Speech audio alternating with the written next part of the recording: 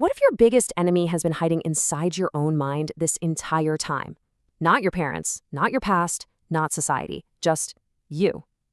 In this explainer, we're diving into the startling truths behind why we constantly stand in our own way. We're drawing inspiration from Brianna Wiest's incredibly eye-opening book, The Mountain Is You. Think about it. Most people never realize this when they're, say, endlessly scrolling at 2 a.m., procrastinating, or leaving projects half-finished. But here's the secret. Self-sabotage is not a weakness. It's definitely not laziness. It's actually a deeply ingrained form of self-protection. Okay, let's get into part 1, the hidden war. We generally think our biggest battles are external, right? Stuff like money, relationships, or the fear of failure and rejection. But the real war is actually happening internally.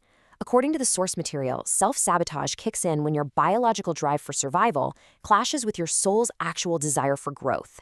It's simply a coping mechanism. Your brain intelligently designed it to keep you safe rather than fulfilled. And that brings us right to the core metaphor. The mountain standing in your way, it isn't life trying to punish you. Just like a physical mountain is formed when tectonic plates violently crash together beneath the earth, your personal mountain forms when your conscious desires collide with your unconscious fears. Moving right along to part 2, let's explore why you ruin good things. So why do people procrastinate at the exact moment life starts improving? Or why do relationships suddenly collapse the second they get serious? Well, think about the stark contrast going on in your brain. Your conscious mind desperately wants success, love, and growth, but your subconscious mind equates all that new visibility and change with danger. Success means scrutiny. Finding love makes you vulnerable to loss. So what happens? Your brain basically pulls the emergency brake. You might actually recognize some of these symptoms in your own life. Keep choosing the wrong relationships, you might just be recreating past dynamics because you associate love with loss. Playing small, putting things off, or worrying when things are actually going great, these aren't random quirks. They're emotional defense systems. It's literally just fear disguised as comfort. Which brings us to part 3, addiction to the struggle. Here is a truly shocking realization. Most people actually become emotionally addicted to survival mode. Biology drives this through your homeostatic impulse. Just like your body constantly regulates its temperature, your subconscious regulates your mental state to keep things familiar. So when peace finally arrives, your brain actually panics. Healing feels totally unfamiliar, and to the primitive part of your brain, unfamiliar equals unsafe. And this brilliantly illustrates why we overthink. The human mind is what we call anti-fragile, meaning it actually requires stimulation and challenges to grow. It gets better with adversity. But here is the catch. If you don't have a real problem to solve right now, your brain is going to compensate by creating fake ones. You catastrophize over absolutely nothing just to give your mind an enemy to fight. This leads us to part 4, the myth of the breakthrough. So how do we actually fix this? Well, society has conditioned us to wait for this massive, dramatic breakthrough, right? Some overnight explosion of motivation. But the truth nobody really wants to hear is that life-altering transformation doesn't happen in giant leaps. It happens in tiny, mundane increments. It's all about the micro decisions you make on a random Tuesday.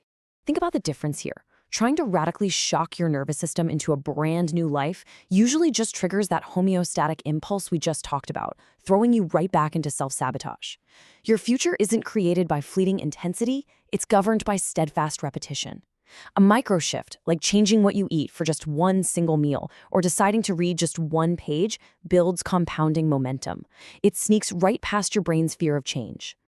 Think of it like this. If you take a single penny and double its value every day for 31 days, it doesn't seem like much at all at first. But by the end of the month, that tiny daily micro shift becomes worth over $10 million. That is the power of compounding momentum. Next up is part 5, the death of your old identity. Now here is the painful part most people try to avoid. If you want a new life, your old self psychologically has to die. Growth demands grief.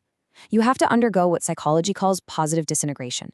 You aren't just building a new future, you have to actively mourn the loss of your excuses, your victim mindset, and the familiar pain you used to wrap around yourself like a blanket. Because of this, healing isn't just about psychoanalyzing your past trauma. It's literal physical work. When you face change, your body naturally tenses up into fight or flight. To break the cycle, you have to consciously take your body out of survival mode. You notice the panic, you force deep, soothing breaths, and you actively reinstate a physical sense of safety in your nervous system. You literally have to train your body to tolerate peace. Finally, part 6, mastering the mountain. As you undergo these micro shifts and do this physical healing, one day the fog is going to clear. You'll look back and realize the mountain was never punishing you. It was training you. Every failure, every delay, and every painful season was actually forcing you to become conscious. It was forcing you to become capable of mastering your own subconscious resistance. The hardest battle in life is never against the world. It's against the version of yourself that is absolutely terrified to change. But when you finally step out of your own way and you stop sabotaging your own potential, there is literally nowhere left to go but up. Which brings us to the ultimate question to leave you with. Now that you know your brain is just trying to protect you, what micro shift will you make today to dismantle your self-sabotage and start climbing your mountain? Think about it. The choice, as always, is entirely yours.